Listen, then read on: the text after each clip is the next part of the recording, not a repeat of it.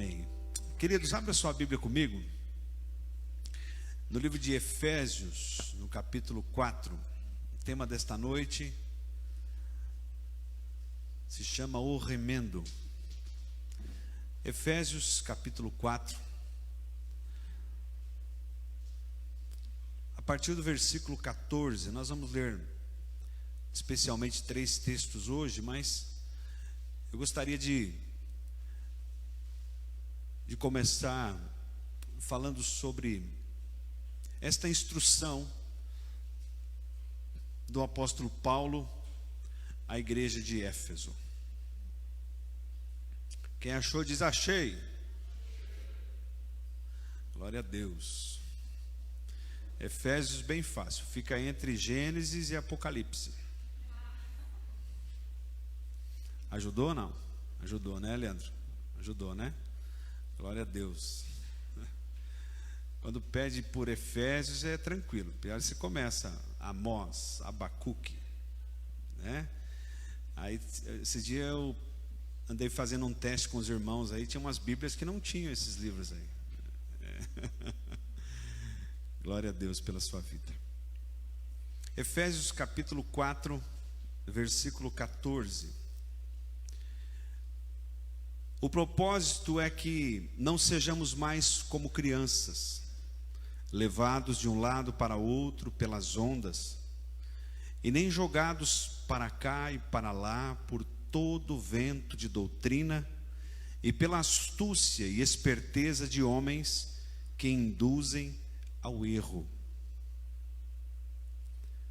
Antes, seguindo a verdade em amor, cresçamos em tudo naquele que é a cabeça, Cristo.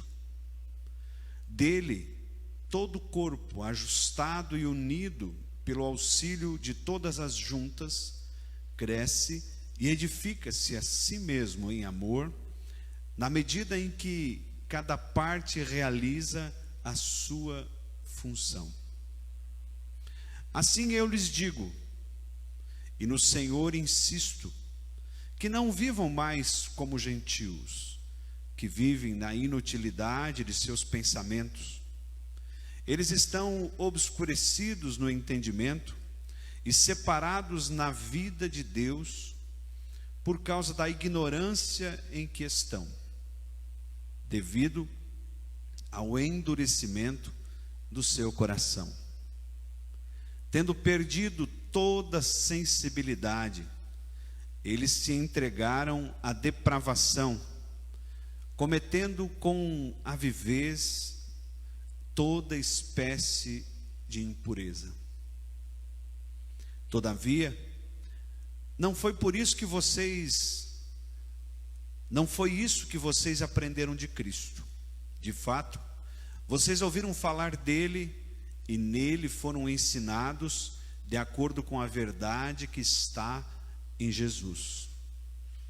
Quanto à antiga maneira de viver, vocês foram ensinados a despir-se do velho homem, que se corrompe por desejos enganosos, a serem renovados no modo de pensar, e a revestir-se do novo homem, criado para ser semelhante a Deus em justiça e em santidade proveniente da verdade. Portanto, cada um de vocês deve abandonar a mentira e falar a verdade ao seu próximo, pois todos somos membros de um mesmo corpo. Quando vocês ficarem irados, não pequem. Apaziguem a sua ira antes que o sol se ponha. E não deem lugar ao diabo. O que furtava, não furte mais. Antes, trabalhe, fazendo algo útil com as mãos, para que tenha o que repartir com quem tiver necessidade. Nenhuma palavra torpe saia da boca de vocês, mas apenas o que for útil para edificar os outros, conforme a necessidade, para que conceda graça aos que ouvem. Não entristeçam o Espírito Santo de Deus, com o qual vocês foram selados para o dia da redenção. Livrem-se de toda amargura, indignação e ira, gritaria e calúnia, bem como de toda maldade. Sejam bondosos e compassivos uns para com os outros, perdoando-se mutuamente, assim como Deus os perdoou em Cristo. Amém? Feche teus olhos um pouquinho. Pai, em nome de Jesus, obrigado por esta palavra. Ela já fala conosco, Senhor, e pedimos agora que o Teu Espírito se encarregue de transmitir esta mensagem. Que nós sejamos aqui, Pai, tratados, ensinados, edificados pela Tua voz, pela voz do Teu Espírito. Eu abençoo cada pessoa que aqui está, cada um que está na sua casa. Que o Senhor fale conosco agora, Pai. Nós te pedimos no nome de Jesus. Amém? Glória a Deus. Amados, alguém aqui talvez já teve na sua casa a experiência de quebrar alguma coisa e consertar. Quem tem criança em casa sabe que isso é muito comum. É muito comum nós, de vez em quando, ouvirmos dos filhos: pai, quebrei, né? Lá em casa é muito comum, a Rebeca, quando quebra alguma coisa, um brinquedo e tal, ela já sabe onde é que está guardado lá a colinha Super Bonder, e ela fala, ó, já vai apontando para a cola, e ela acha que eu posso consertar tudo, né? Na cabeça dos filhos, os pais são o super-homem, tipo aquela visão assim de laser que tinha os super-heróis, né? Quem lembra disso, né? É do teu tempo, Cléo, eu sei que é. Tinha lá a Liga da Justiça, né? Quem lembra da Liga da Justiça? Opa, tem vários, né? Aí lá tinha não me lembro o nome do super-herói, que tinha uma visão de raio laser, né? Ele consertava tudo, soldava, e assim na cabeça dos filhos, às vezes a gente pode consertar também as coisas. Querido, esse texto, esta mensagem, Paulo escreve para que tipo de pessoa? Quando Paulo escreve esta carta, especialmente Paulo dá esses conselhos, o foco central desse capítulo 4, Paulo escreve a pessoas que não eram mais ignorantes, pessoas que não eram desconhecidas de Jesus. Paulo escreve a pessoas que já conheciam a Cristo, e ele diz: eu tenho um propósito. No versículo 14 diz: o propósito destas instruções, o propósito é que vocês não sejam mais como crianças. O propósito é que vocês não sejam mais levados de um lado para o outro, como as ondas. O propósito é que vocês não permitam mais serem instruídos por pessoas que ensinam doutrinas que não são o verdadeiro fundamento. Então Paulo, ele escreve a um grupo de pessoas que já conhecia a Cristo. Paulo não está fazendo aqui uma campanha evangelística. Paulo não está fazendo um apelo evangelístico. Olha, você que não conhece a Jesus. Não. O público, o foco desta palavra eram pessoas, observe, pessoas que já conheciam a Cristo. Mas Paulo, então, nas entrelinhas, ele diz: conhecer a Jesus nem sempre muda os nossos comportamentos. Muitas pessoas conhecem a Cristo, muitas pessoas até tiveram uma experiência emocional quando conheceram a Cristo, mas continuam com dificuldade de mudarem comportamentos. E Paulo é muito específico em dizer quais comportamentos aquelas pessoas deveriam abandonar. Observe que Paulo, ele, em outras palavras, ele diz: olha, se vocês não tiverem um pensamento, se vocês não pararem com algumas coisas e passarem a fazer estas coisas, vocês não vão poder tomar posse daquilo que Deus prometeu para vocês. O segundo ponto, Paulo fala a uma igreja. Você pode falar comigo? Paulo falava a uma igreja.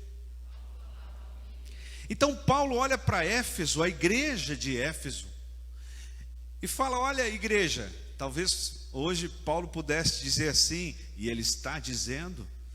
Paulo escreve a igreja de Cristo na terra, mais especificamente para a igreja de Éfeso, e talvez hoje, já que Deus colocou essa palavra no nosso coração, ele olha: povo do ministério Cefas, eu sei que vocês conhecem a Cristo, eu sei que vocês, na sua grande maioria, já tiveram uma experiência de conhecer a Cristo, mas eu tenho algumas instruções para dar a vocês. Observe, queridos, que algumas pessoas ali, algumas partes daquela igreja, e o versículo 16 diz assim: dele todo o corpo ajustado e unido pelo auxílio de todas as juntas, cresce e edifica-se a si mesmo em amor, na medida em que cada parte realiza a sua função. Cada parte realiza a sua função. Então Paulo fala para aquela igreja: eu preciso que vocês compreendam que vocês são um todo, e que cada parte, cada pedacinho, cada pessoa precisa realizar a sua função. Cada um precisa fazer a sua parte. Caso contrário, o todo, a igreja, vai perecer. Tem uma frase que tem um ditado popular que fala que uma laranja podre num saco, ela vai contaminando as demais laranjas, e se a gente não perceber, quando a gente vai tentar pegar uma laranja, são várias laranjas que acabaram se contaminando.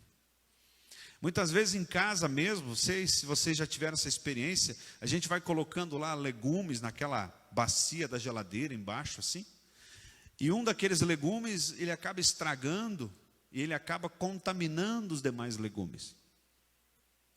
Paulo está dizendo: olha, cada um tem a necessidade de fazer a sua função, senão a igreja, ela começa a ficar doente.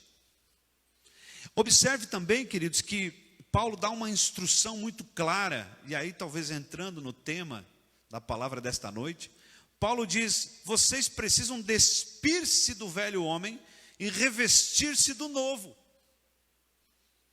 Aleluia. Você pode levantar sua mão e dizer assim: eu preciso despir-me do velho homem e revestir do novo. O que Paulo estava dizendo? Paulo não estava falando de roupa. Paulo não estava falando de tecido.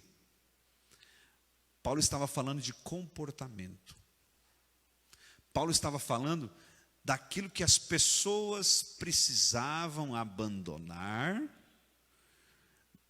largar, e aquilo que elas precisavam vestir como comportamento, como pessoa, para que pudessem experimentar.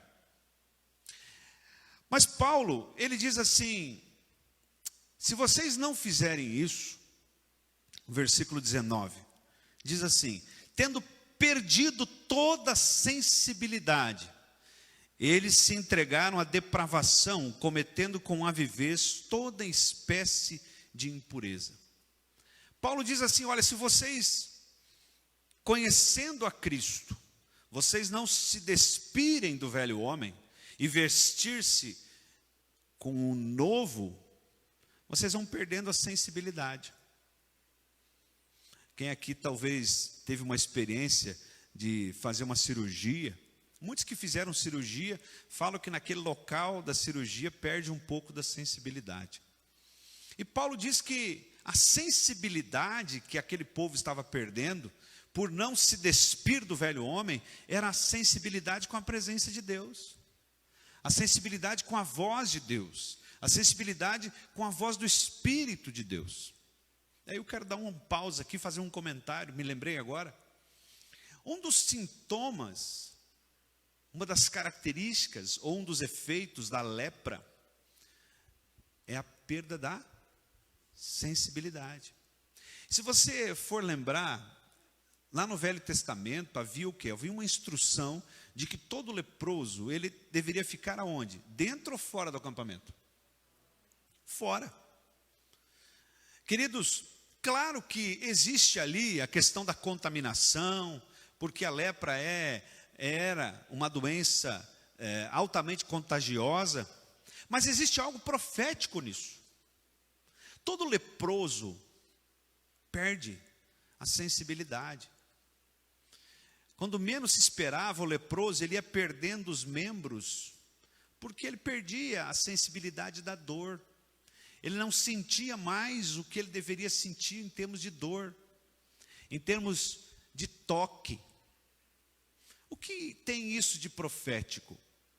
Quando a lepra espiritual, ela vem ao nosso coração, e nós não nos revestimos do novo homem, nós vamos perdendo a sensibilidade. Sensibilidade à voz do Espírito de Deus. Você está entendendo? Essa sensibilidade, queridos, é a base para que nós possamos fazer a vontade de Deus. Essa semana ainda, eu acho que foi na salinha de oração, glória a Deus por essa salinha de oração, eu ouvi uma palavra lá que falava justamente sobre o pecado que não pode ser perdoado, pecado de blasfêmia contra o Espírito. Mas por que o pecado de blasfêmia contra o Espírito é trazido na Bíblia como algo que não pode ser perdoado? Amados, quando nós negamos, quando nós dizemos, eu não quero o Espírito, toda sensibilidade ao pecado, ela vai embora. A única forma de sermos convencidos do pecado, da justiça e do juízo, é por meio da presença do Espírito de Deus, o Espírito Santo de Deus no nosso coração. Então, se nós passamos a expulsar esse Espírito, se esse Espírito ele já não está mais em nós, nós negamos esse Espírito, nós automaticamente perdemos toda a sensibilidade para o pecado que vai nos consumindo. Então a dificuldade, queridos, não é exatamente a blasfêmia contra o Espírito, mas a impossibilidade de Deus nos perdoar sem arrependimento. Sem que haja o arrependimento, não há possibilidade de perdão. A graça, ela nos é dada mediante a fé, e isso não vem de vós, é dom de Deus. A única tarefa nossa é levantar a mão, receber a Cristo, e por meio dele o Espírito do Senhor, e aí sim nos arrependermos de todo o pecado. Aquele que encobre as suas transgressões não prosperará, mas aquele que as confessa e deixa, alcançará misericórdia. A única forma de sermos potencializados, a única forma de encontrar saída para confessar os nossos pecados e admitir arrependimento é se nós estivermos com o Espírito de Deus presente no nosso coração.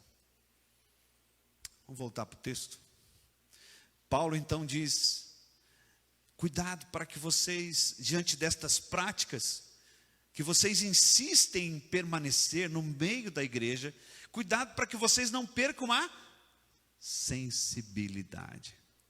Você pode falar comigo? Sensibilidade. Sabe aquele dia, aquele momento em que a gente pisa na bola, ou a gente fala o que não deveria para alguém, principalmente quando é alguém íntimo, mas pode ser até para alguém que você não conhece. Esses dias mesmo, eu vou confessar aqui uma coisa, de tanta ligação que a gente recebe, oferecendo isso, oferecendo aquilo, oferecendo TV por assinatura, oferecendo crédito consignado, oferecendo cartão de crédito, oferecendo para você fazer portabilidade da tua linha de telefone. Quem recebe ligação aí? É só eu que recebo? Ufa, fiquei mais tranquilo agora. Esse dia eu não vou dizer mal educado, mas eu fui grosso com a moça. A mesma moça já tinha me ligado 3 vezes. Eu já disse para ela, falei, moça, tira o meu número do seu cadastro, eu não quero. Pois ela me ligou, seu Márcio, veja bem, eu tenho uma outra proposta. Pois no final da tarde ela ligou de novo. E eu não fui muito delicado com ela. Pois só pelo fato de eu não ter sido delicado e gentil com ela, o Espírito Santo começou a arder no meu coração e disse, olha, você não pode fazer isso não.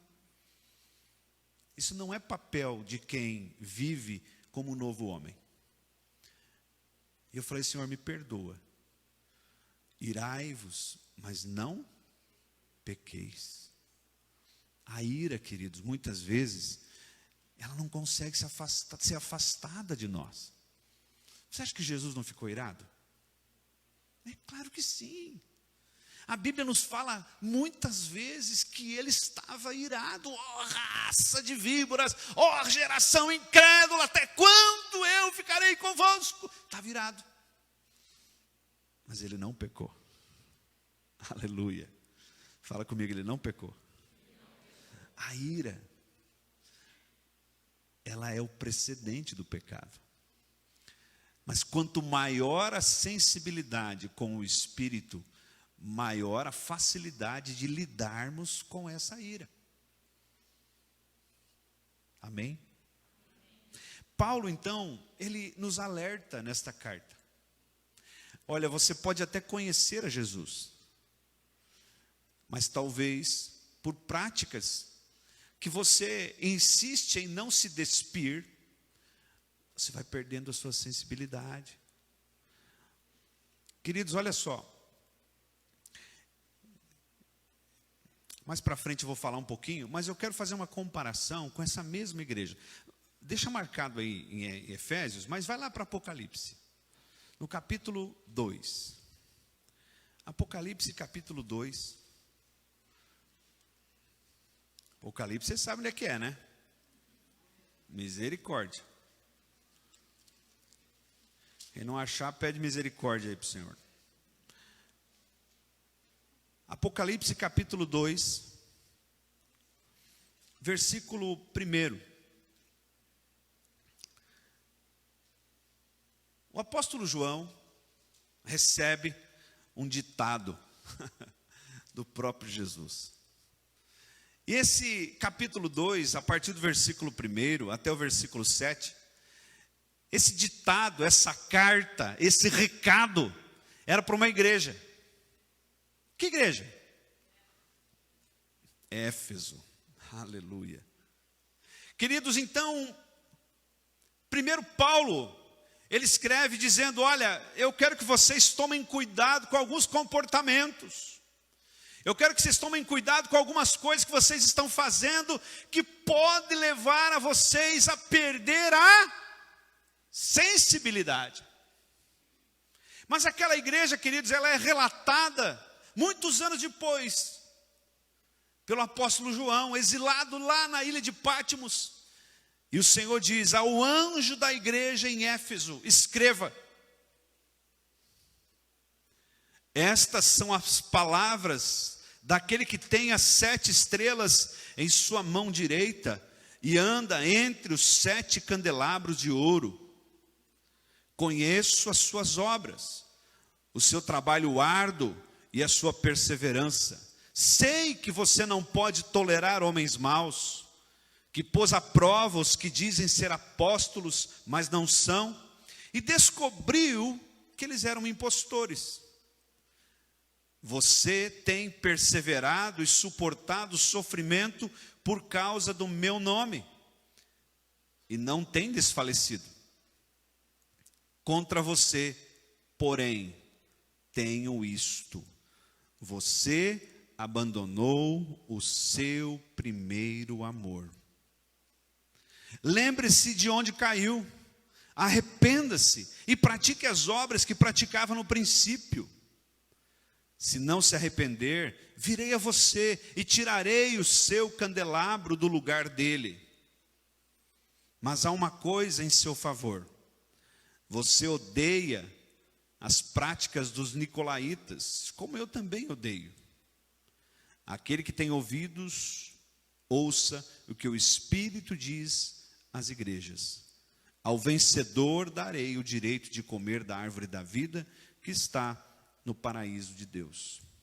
Olha só, queridos, vamos fazer um paralelo aqui. O alerta de Paulo é confirmado por João. Éfeso se tornou uma organização religiosa e não uma igreja. Tem diferença? Qual é a principal? O apóstolo João diz que aquela igreja ela tinha muitas qualidades. Olha só, as obras estavam presentes, a busca pela palavra verdadeira estava presente, a perseverança estava presente. Ou seja, era uma igreja com muitas qualidades. Mas ela se tornou mecânica, artificial. Ela se tornou uma organização religiosa. Quando alguém chegava lá para pregar, diz o texto aqui dos nicolaítas, existem várias divisões de pensamento em relação a isso, não vamos entrar nesse mérito, mas os nicolaítas, provenientes de uma doutrina instituída por Nicolau, muito provável, eram aqueles que se infiltravam nas igrejas e tentavam colocar doutrinas que não eram a sã doutrina. E aquela igreja, ela revisava as escrituras e dizia: não, vocês não vão entrar aqui. Era uma igreja que cuidava muito em ensinar a palavra. Era uma igreja que tinha muitas obras. Era uma igreja perseverante, era uma igreja que tomava muito cuidado. Mas isso tudo, queridos, não foi suficiente. Não foi suficiente porque veio o Senhor e disse: eu tenho algo contra vocês. Vocês perderam a sensibilidade. E vocês têm dificuldade agora de voltar ao primeiro amor. Que primeiro amor é esse? A sensibilidade com a voz do Espírito Santo de Deus. Observe, queridos, que Paulo alertava que as práticas do velho homem tirariam a sensibilidade. Lembra da lepra? Paulo falou isso. Existem coisas, queridos, que infelizmente são anormais, mas quando elas são praticadas como normais, na nossa mente, no nosso cérebro, na nossa convivência, na nossa maneira de viver e de se relacionar, elas acabam se tornando normais. E aqui, com todo amor aos homossexuais, eu digo que o desejo do mundo hoje é que a igreja, principalmente, mas que o mundo olhe para a prática homossexual e diga que é normal. Não. O papel da igreja é amar e respeitar todos os homossexuais. Porque Deus não faz acepção de pessoas. O desejo do Senhor é que todos cheguem à salvação. O desejo do Senhor é que todos sejam alcançados. O desejo do Senhor é que todos sejam redimidos pelo sangue do Senhor. Mas de tanto, principalmente, o mundo, a pressão, a mídia, os modelos, olharem e dizerem que a homossexualidade é algo normal, muitos cristãos acabam olhando para a homossexualidade e dizendo: não, realmente isso é normal. Não. Não é. E por enquanto nós ainda podemos falar isso, e queira o Senhor permitir que nós possamos ensinar. Mas volto a dizer, isso não nos dá o direito de apontar, ou de odiar, ou de não receber essas pessoas no corpo de Cristo. Muitos, queridos, fazem viver na sua na sua prática cotidiana, por exemplo, a prática da mentira. Existem pessoas que mentem e tornam a mentira algo comum no seu dia a dia. E diz um ditado popular que uma mentira contada várias vezes, ela se torna uma verdade. Para quem? Para aquele que está contando a mentira. Mas a mentira continua sendo mentira. Mas o hábito de mentir, queridos, ele toma conta da pessoa. E ele toma conta da pessoa, e a pessoa, ela acaba não percebendo mais que aquilo exige o quê? Uma necessidade de arrependimento. Porque perdeu a sensibilidade. Não é assim com os filhos e filhas de Deus. Não pode ser assim com os filhos e filhas de Deus. Conosco não pode ser assim. Observe que Paulo, ele faz uma lista de práticas que existiam naquela igreja. Eu volto a dizer, práticas que existiam naquela igreja. Paulo diz, aquele que mentia, não minta mais. Aquele que tinha desejos enganosos, que esses desejos, eles desapareçam. O que são desejos enganosos? Vontade de fazer algo que eu acho que não vai me fazer mal.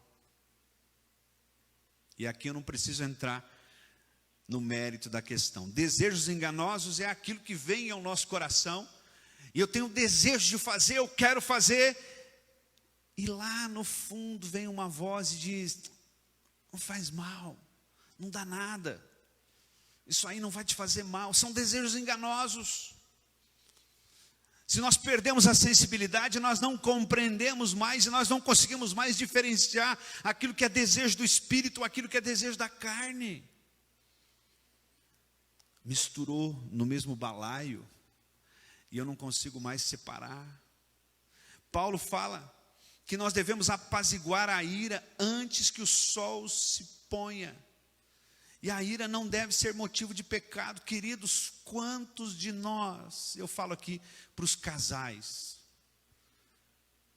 como diz o pastor Cláudio Duarte, vai dormir bunda com bunda.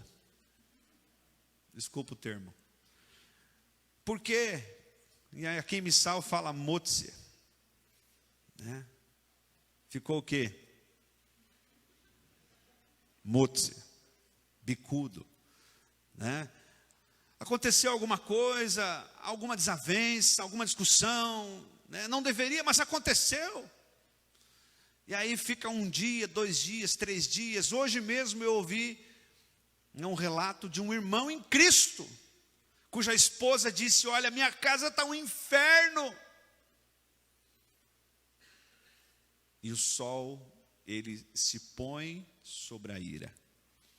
E ali o diabo faz a festa. Não pode ser assim. Aquele que tem a sensibilidade do Espírito é alguém que tem a sensibilidade de ser tocado pela presença de Deus, tem a sensibilidade de colocar o orgulho no chão e colocar a humildade no lugar alto, a ponto de pedir perdão, dar e receber o perdão. O apóstolo Paulo fala, aquele que furtava, não furte mais. Ele faz aqui uma conotação também ao trabalho. Olha, você que achava que esse dinheirinho sujo, que essa forma fácil de ganhar dinheiro, ela era algo prático na sua vida, era algo comum na sua vida, e algo que poderia abençoar você. Pare com isso. Antes, diz ele, trabalhe para repartir com os outros. Trabalhe não com o desejo de você crescer em termos de patrimônio, mas trabalhe com o desejo de poder abençoar os outros. E aqui talvez a gente poderia abrir tantas coisas para falar de furto. Uma pessoa que furta algo, ela furta de alguém sem a presença dessa pessoa. Ela foi escondido lá e surupiou. E nós poderíamos talvez aqui fazer uma comparação entre furto e roubo. Não, pastor, eu não estou roubando ninguém, eu trabalho honestamente. Mas talvez, queridos, nós roubamos a felicidade das pessoas. Talvez nós, pelas nossas práticas, pelas nossas atitudes, pelas nossas palavras, pelas nossas ações, e às vezes até pela nossa presença, nós roubamos a paz das pessoas. E talvez você está pensando aí em alguém que quando chega perto, tira a tua paz. Essa sensibilidade nós precisamos ter. E se nós continuarmos vestidos do velho homem, nós não temos. E pior do que não ter, nós achamos que isso não tem problema. Nós não percebemos isso, por quê? Porque nós estamos inseridos numa organização religiosa. Nós estamos inseridos numa organização, não, eu vou ao culto, eu vou à igreja, eu sou dizimista, eu até me envolvo com a igreja, então já está tudo bem. Não! Está tudo bem se a sensibilidade no teu espírito, ela está ativa, aí está tudo bem. Você pode dar um glória a Deus?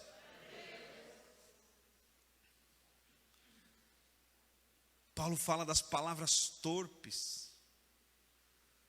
Palavras torpes, palavras que não se aproveitam.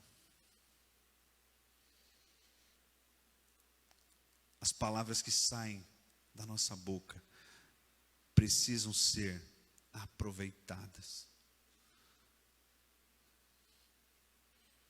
Palavras torpes, muitas vezes, de maldição. Palavras torpes, muitas vezes, com palavrões. Palavras torpes, muitas vezes, para cantar músicas que não edificam. Este não é o nosso papel. Esta não é a vontade do Senhor. Amargura, indignação e ira, gritaria e calúnia, e toda maldade. Misericórdia. Se isso ainda faz parte da minha vida, se isso ainda faz parte do meu viver, das minhas práticas, eu preciso voltar, como diz o texto de Apocalipse, e descobrir aonde eu caí. Eu caí aonde? Para perder a sensibilidade. Eu caí no dia em que eu permiti que esse tipo de pecado viesse a fazer parte da minha vida, da minha casa, da minha família, dos meus hábitos. O apóstolo João escreve claramente: volta, volta. Fala comigo, volta. Arrepende-te. Amados, esta palavra não é uma palavra de acusação. É uma palavra de alerta. E é uma palavra de amor. Deus, por amar os seus filhos, Ele precisa nos alertar e nos corrigir. Volto a falar, você que tem filho pequeno em casa, eu por muitas vezes corrigi as minhas filhas e depois fui chorar escondido. Tantas vezes meu coração doeu muito quando eu tive que corrigi-las. Mas olhando para a necessidade de corrigir, eu sabia que aquilo faria bem para elas.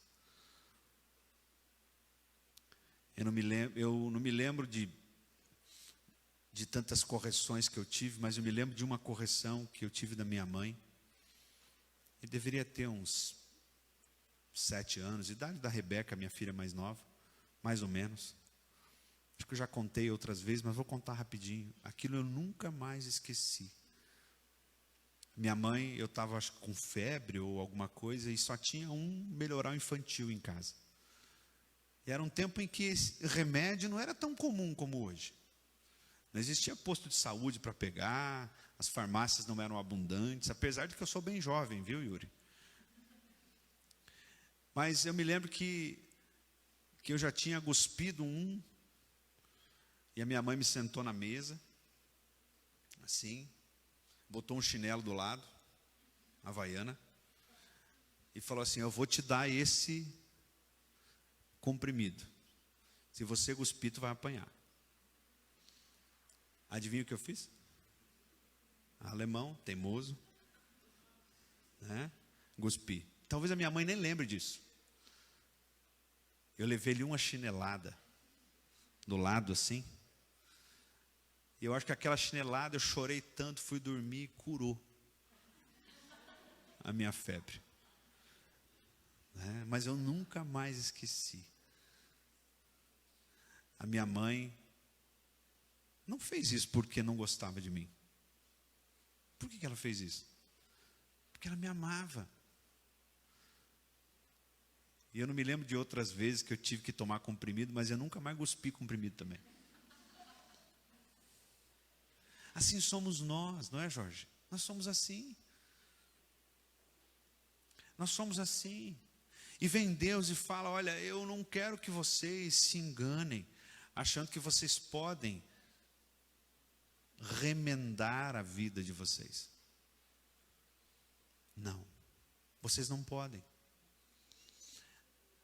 Na vida com Deus, não existe remendo.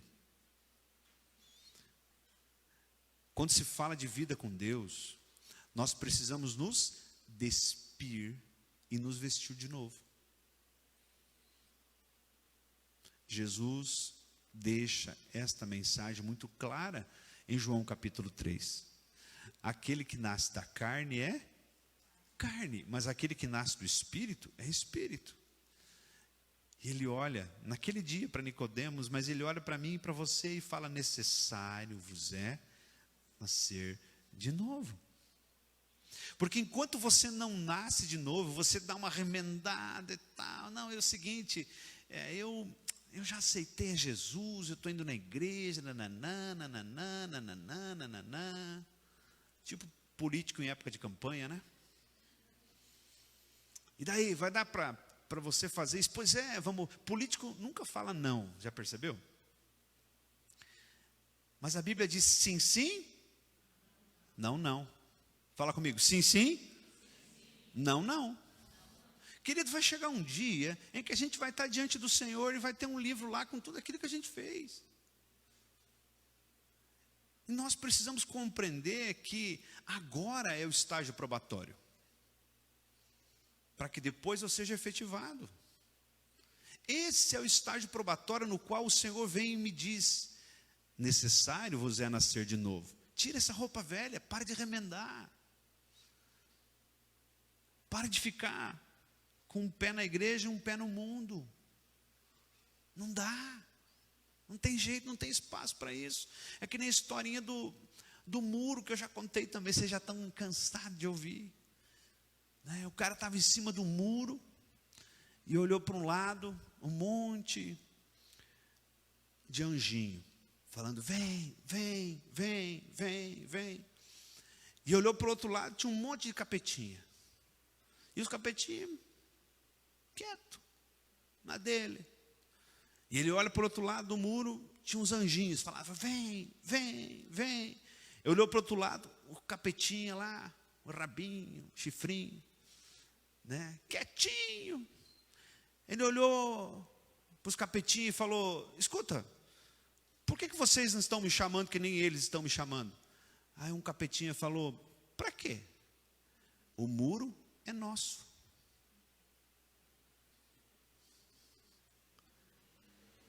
Queridos, esta sensação de salvação, esta sensação de que tudo está bem, se eu frequento uma igreja, ela tem que cair por terra. Nós estamos aqui organizados como igreja, porque nós precisamos nos organizar para congregar. A carta aos Hebreus diz: não deixem de congregar. Mas não é isso que vai mudar a minha vida e a sua vida. O que nos muda verdadeiramente é uma experiência com Cristo e o desejo de nascer de novo. O que faz com que a gente mude de comportamento e fala assim, eu não quero mais isso na minha vida, é a sensibilidade ao Espírito. Você está me entendendo? Então nós precisamos alertar. Chegou um tempo, queridos, que a igreja precisa ser alertada. Eis, diz o livro de Apocalipse, que eu estou a ponto de vomitar-te. Por quê? Porque você é morno. Olha que dureza. Amados,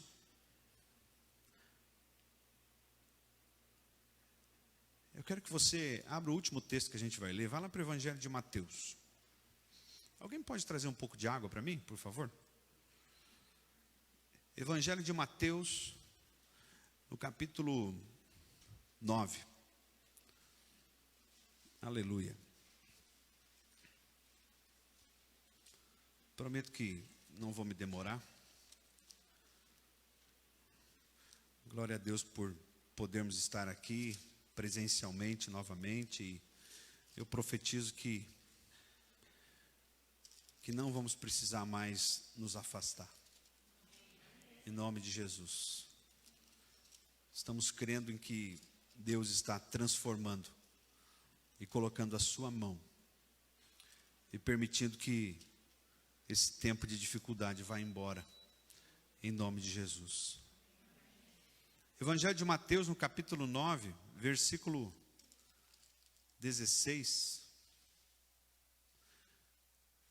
Ninguém põe remendo de pano novo em roupa velha, pois o remendo, obrigado, Jeff, pois o remendo forçará a roupa, tornando pior o rasgo.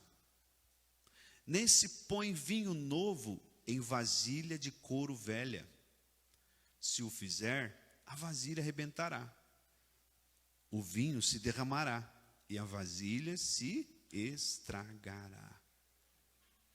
Ao contrário, põe-se vinho novo em vasilha de couro nova, e ambos se conservam. Aleluia. Essa vasilha aqui, ela é tratada na edição Almeida mais próxima do original como odre. O odre, queridos, era feito de quê? De couro. Era uma vasilha de couro de animal e era ali usada para colocar vinho, leite ou água. Mas diz o texto que Jesus usa essa expressão, né? Jesus usa este exemplo, dizendo que ninguém põe vinho novo em vasilha de couro velha. Porque vai haver o quê? Vai haver um rompimento, vai haver um desperdício. Jesus nos alerta, então, para um sério problema, trazendo isso para nós. Nós queremos o novo sem nos tornarmos novos.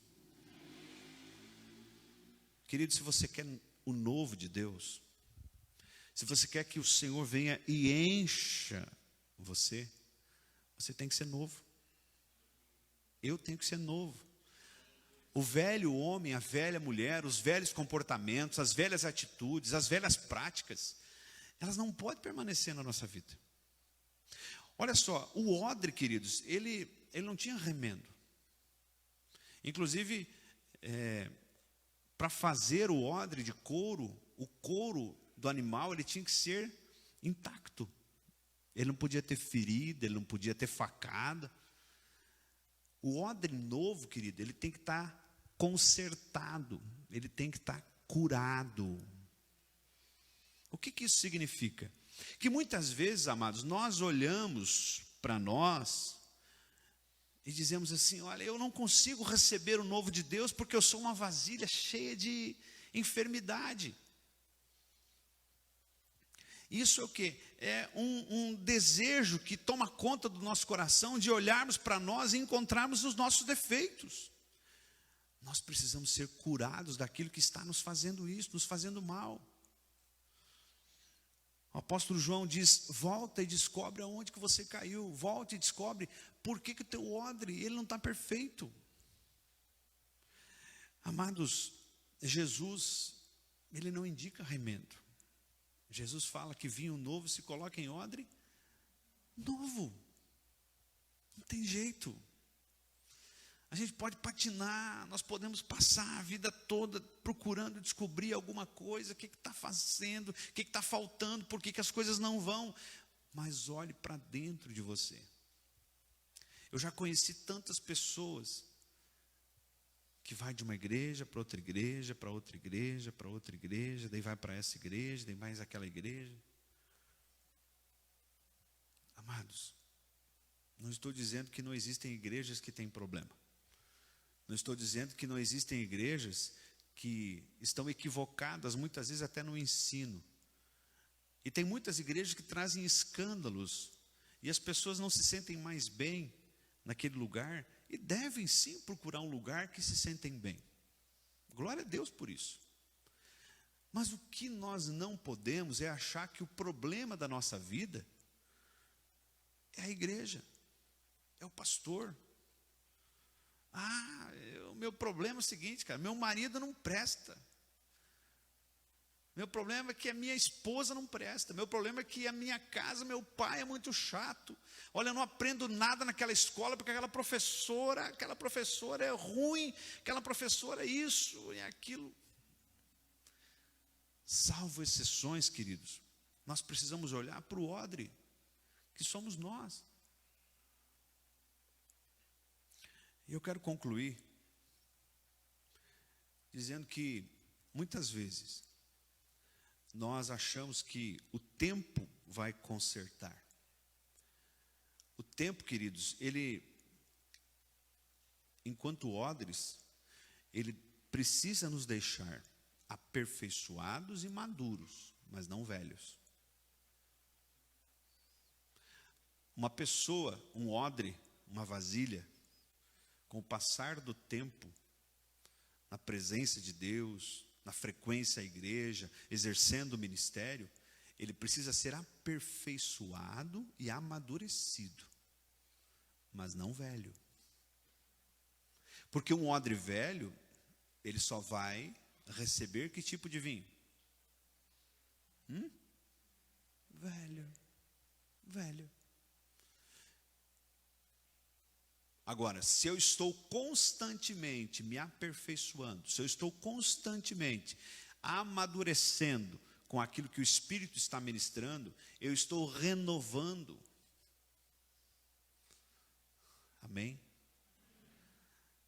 Não vos amoldeis com este mundo, mas transformai-vos pela renovação da vossa mente, para que possam aproveitar e comprovar a boa, perfeita e agradável vontade de Deus. Você pode ficar de pé, quero orar com você. Aleluia. Oh Deus, obrigado, Pai, por esta palavra. O remendo não faz parte da vida do cristão autêntico, mas o despir-se do velho homem e o vestir-se do novo faz parte da minha vida e da sua vida, em nome de Jesus.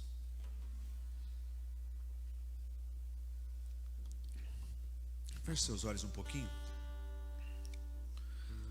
Oh Deus, nós sabemos, Pai, que tem muitas coisas que nós ainda precisamos mudar. Por tantas vezes clamamos o novo, clamamos o vinho novo, clamamos novas experiências, clamamos pela presença do Teu Espírito. E até muitas vezes, Pai, colocamos a culpa em coisas que não foram os verdadeiros culpados. A Tua palavra hoje, Pai, nos volta para um pensamento de transformação verdadeira. Tua palavra hoje, Pai, nos guia ao pensamento em que o Senhor vai nos transformar, que o Senhor vai mudar a nossa forma de ser, porque estamos arrependidos de práticas que ainda vínhamos trazendo no nosso cotidiano, práticas que nós trouxemos com o passar do tempo, porque perdemos a sensibilidade com Teu Espírito. E no dia de hoje, Pai, quando fomos confrontados, nós queremos Te pedir perdão, dizer que entendemos,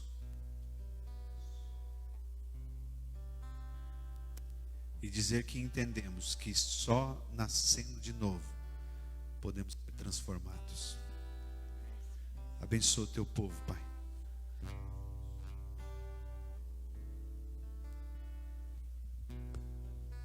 Abençoa cada casa, cada pai, cada mãe. Abençoa, Pai, e nos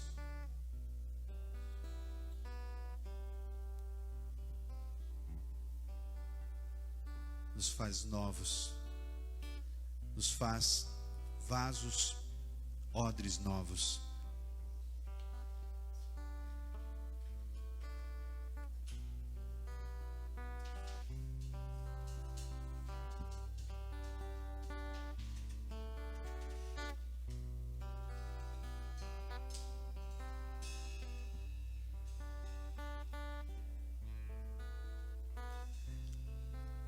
O Evangelho de João, no capítulo 2, no versículo 10, o mestre Sala daquele casamento diz: todos servem primeiro o melhor vinho, e depois que os convidados já beberam bastante, o vinho inferior é servido. Mas você guardou o melhor até agora. Eu profetizo que, se na sua vida havia remendo, se nas suas práticas cotidianas haviam remendos, haviam práticas que faziam você desperdiçar o vinho, eu profetizo que o melhor vinho ainda está por vir. Profetizo uma semana de vitórias na sua casa.